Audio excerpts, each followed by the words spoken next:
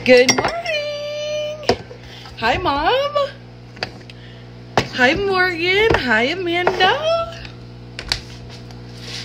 Guys, I am saving my pumpkin spice coffee for Florida because I love my regular keto coffee with this creamer because I like the vanilla. I'm a flavored coffee kind of person. Good morning.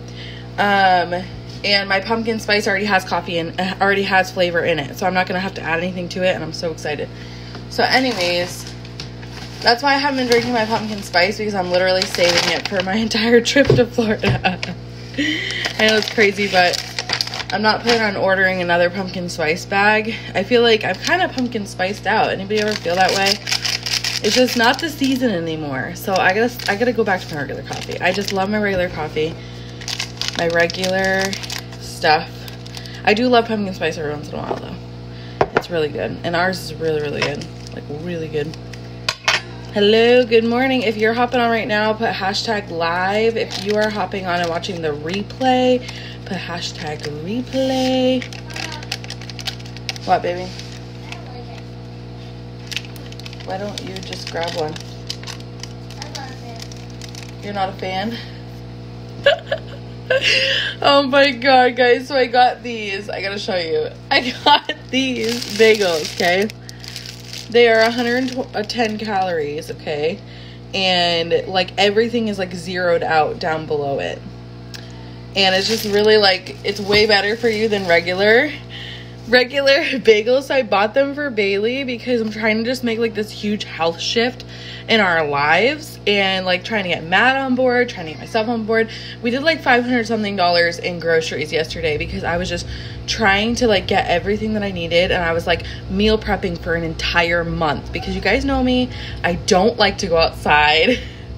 I am a homebody, so like if I take a grocery trip, it's gonna be like once every like 3 weeks to a month. I don't like grocery shopping.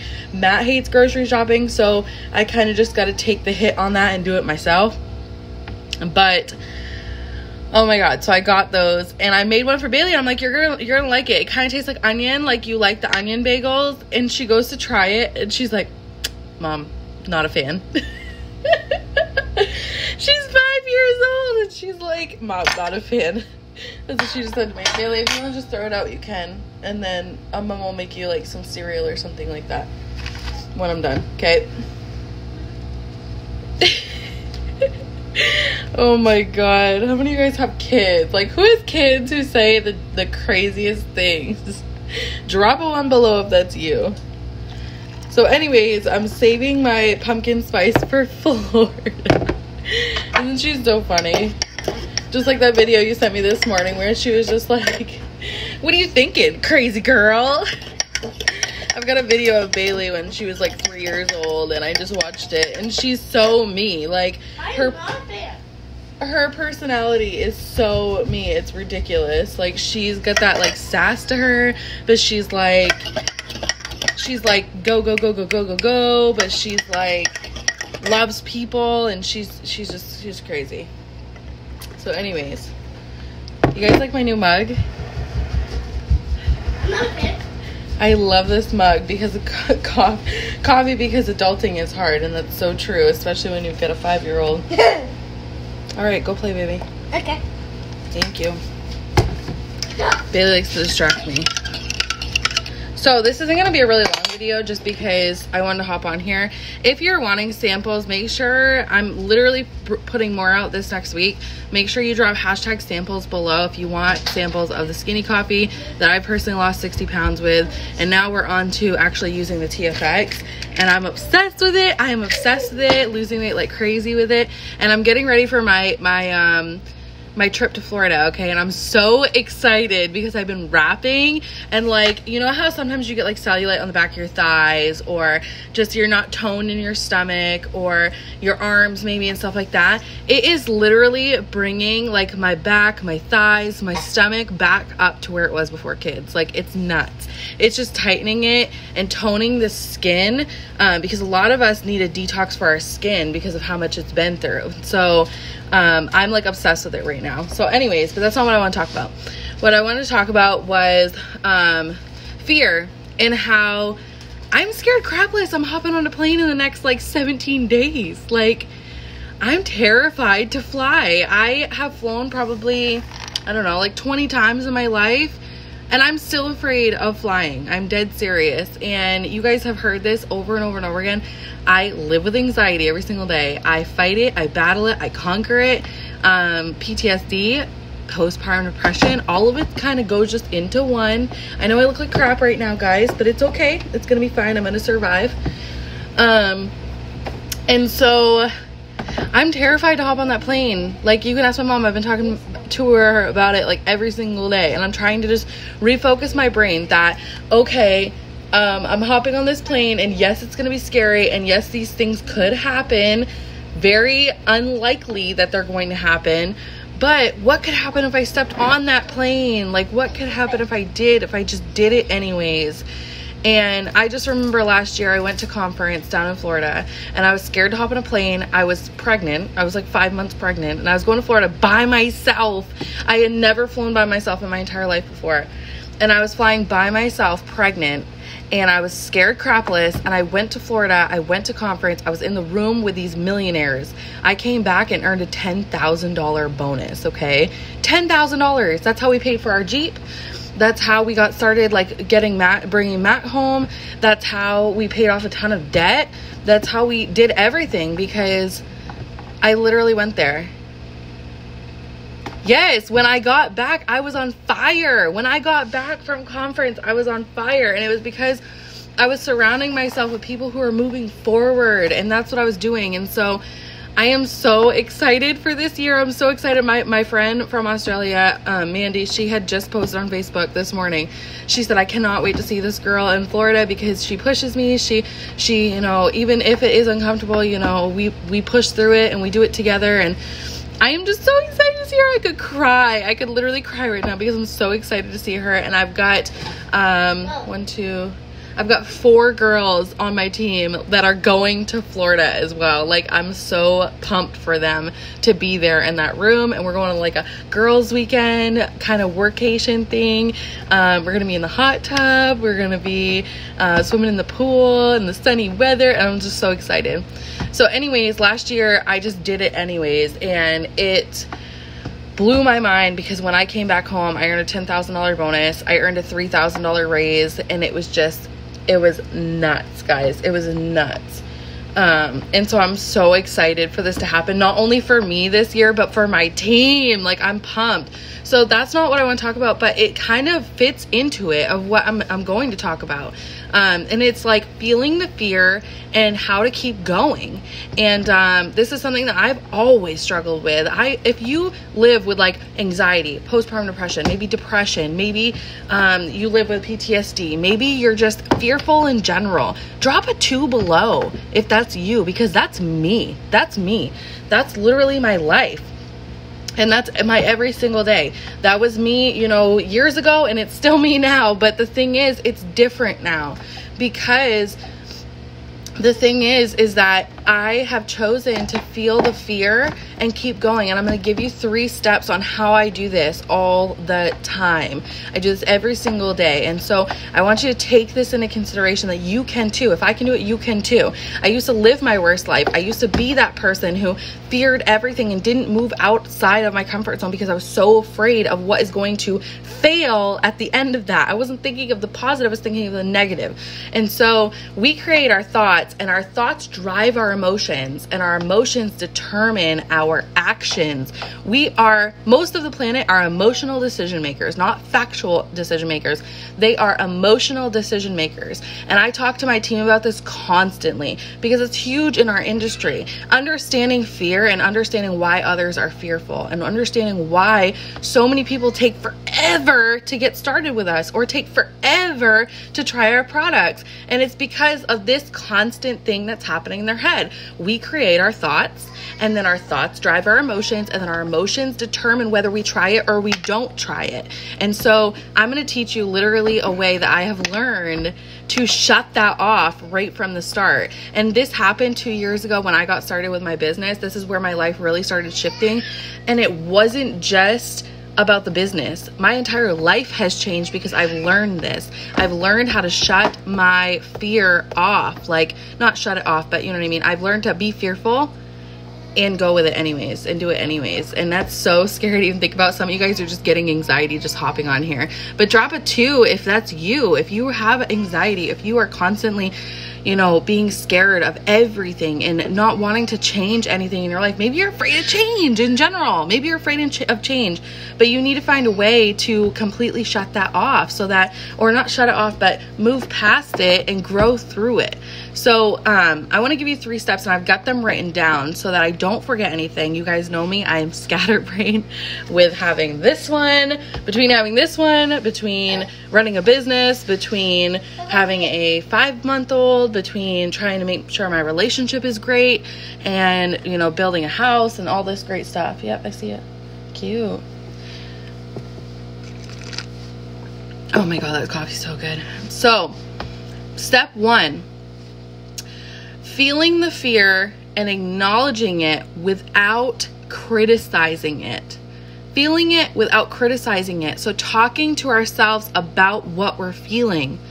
Knowing and acknowledging what you're afraid of without telling yourself that you're dumb.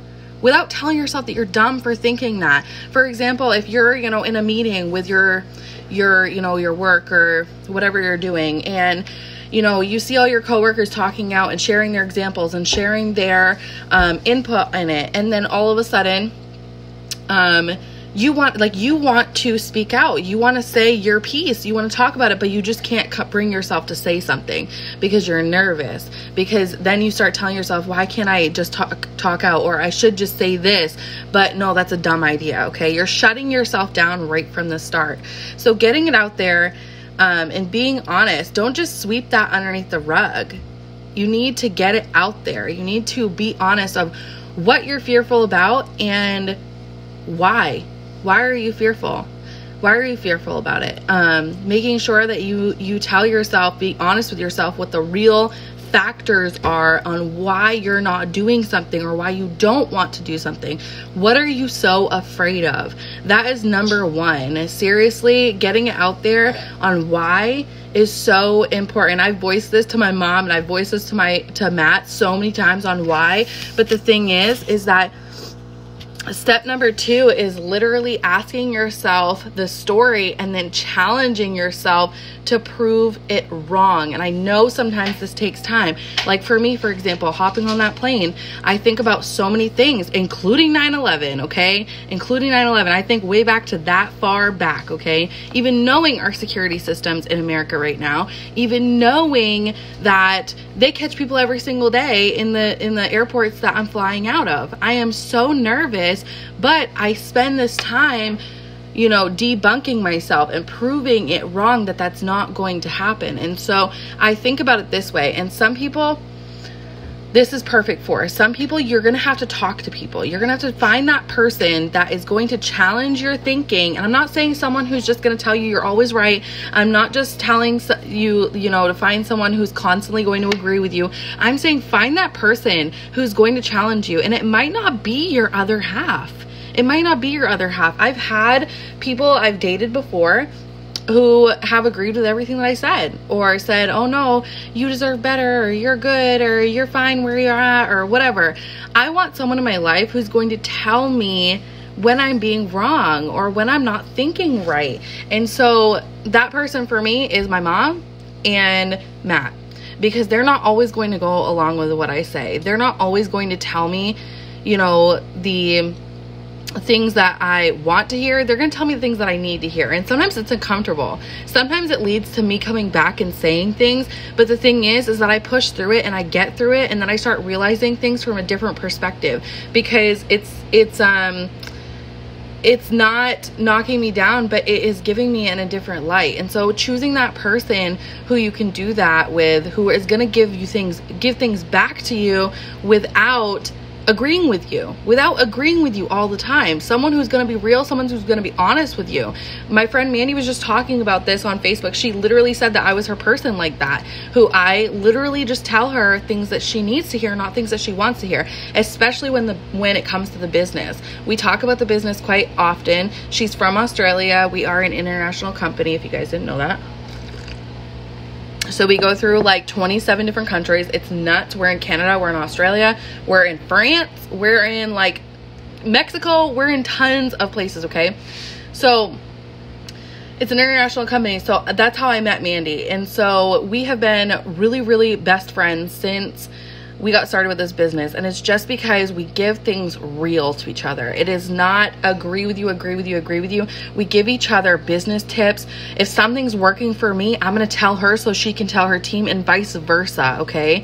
And so finding that person that you can talk to. And if you can't find that person, journal it. I'm telling you, write down the pros and cons. Matt and I have done this together before. We have weighed the pros and cons, and I've had to weigh my trip. I said, okay, if I go, like, this could happen, but it's very like maybe 0.0001 chance of it happening.